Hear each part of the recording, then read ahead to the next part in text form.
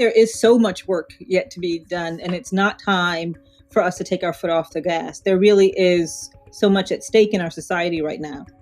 Earlier this month, Deborah Archer was named the new president of the American Civil Liberties Union, better known as the ACLU. It's been around for over 100 years and has only had 8 presidents. Archer is its first Black leader. How did you feel when it was announced that you would become the first? The fact that we're still talking about first Black anything is proof that there is work to be done. The work of advancing justice and equity remains vital and still urgent. It's a milestone for the ACLU, but it's also a milestone for me. Walk me through your day. I'm still a member of the faculty at NYU Law School, and I'm still running the Center on Race Inequality and the Law here, in addition to my responsibilities at the ACLU. Plus, I'm the mother to 2 teenage boys who are remote schooling here in New York City. So a lot of my day is spent engaging in those critically important issues around racial justice, civil rights, and equality. I grew up in Connecticut, the child of immigrants from Jamaica, the first person in my family to graduate from college. And my parents struggled day to day against all of the forces of discrimination because they were immigrants, because they had an accent, because they didn't go to college, because of our socioeconomic status, and because of the color of our skin. And I remember as a really young child, probably 9 or 10 years old, waking up to find that KKK had been painted on our house and our car. And I became a civil rights lawyer because I wanted to fight back for the rights of people like me and families like mine. What does that representation mean for you to be at the helm of the ACLU? I think for many people, my election holds importance because the ACLU has been at the forefront of the fight to protect civil liberties in America for over 100 years. So it adds another dimension to the story of the ACLU.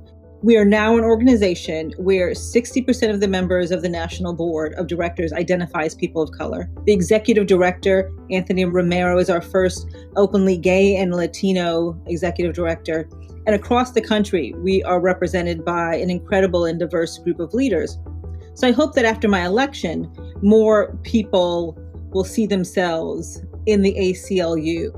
What do you think about the work that the ACLU still has to do in this new era to kind of keep racial justice in the forefront of people's minds? We've spent most of the past 4 years on the defensive, trying to stop efforts to roll back fundamental civil rights and civil liberties and challenging laws that were really targeting vulnerable and marginalized communities. And we have a lot of work to do to address that toxic legacy. And so I think that we have an opportunity now to hold President Biden and his administration accountable for his oath to uphold the Constitution for everyone. And that may involve litigation, but it also may involve working together to advance policies to support communities, to build power in communities. So pretend for a second that it's, however many years from now, you wake up and you're at the end of your term. What would you hope to have accomplished? I would have hoped to accomplish helping to build an ACLU that the leadership reflects the incredible diversity of this country and the communities that we serve, that we have done incredible work to deepen and expand civil rights and civil liberties, to advance racial equity. I hope that we don't continue over the next decade to have to fight the fights that we've been fighting for 100 years. So you spoke earlier about your heritage and your history as a first-generation U.S. citizen. Do you think that we are any better than we were when you were growing up as far as racial justice was concerned? Do you think we've made any progress? So I think we absolutely have made progress.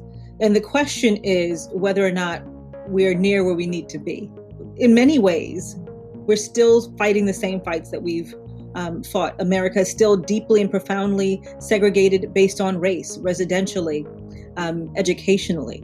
We have an incredibly persistent and widening racial wealth gap.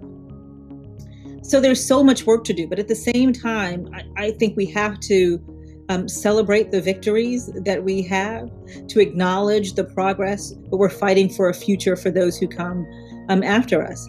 People often say, that we are sitting in the shade of trees we didn't plant and drinking from wells we didn't dig.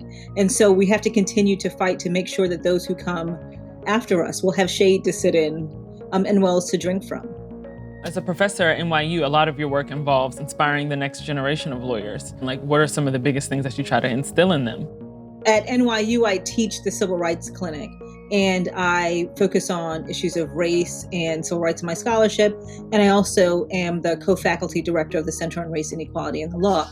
And I do believe that everything that I'm doing at NYU is a continuation of my civil rights career, because it's not only important that there are people who are passionate about social justice and racial justice, but it's also important, if we want to see deep and lasting change, that there are generations of people who know how to fight for that change, who can pick up where social justice advocates before them left off, and take up the mantle and continue that fight to move us forward. My students that I work with are incredibly passionate and far more creative and persistent and resilient than I was, or that I am. They don't feel constrained by the battles of the past. They're looking at things new with fresh eyes, and they have an energy and a determination that I think should inspire all of us. Were there any Black figures in the law field that may have inspired you, or somebody that does civil rights work that you look to often for inspiration? I think I'm inspired by people who resist and push back in many different ways. I think of Cheryl Eiffel at the NAACP Legal Defense Fund, who is right now a model for anyone who wants to be engaged in racial justice work. I think about Conrad Harper. I spent a little bit of time at a law firm called Simpson, Thacher and Bartlett, and he was blazing trails there, and I learned so much from him and modeled so much of who I am after him. I clerked for an amazing Black judge, Alvin Thompson, who was an example for folks who wanted to be in that space on how they could conduct themselves and make change in that space. And I'm also impacted, of course, by folks who I have never met and will never have an opportunity to meet, like Thurgood Marshall or Constance Baker Motley, who really paved the way for the work that I'm trying to do today. I could only dream of having one person say that seeing me in this role and seeing me do this work inspired them to do this work as well.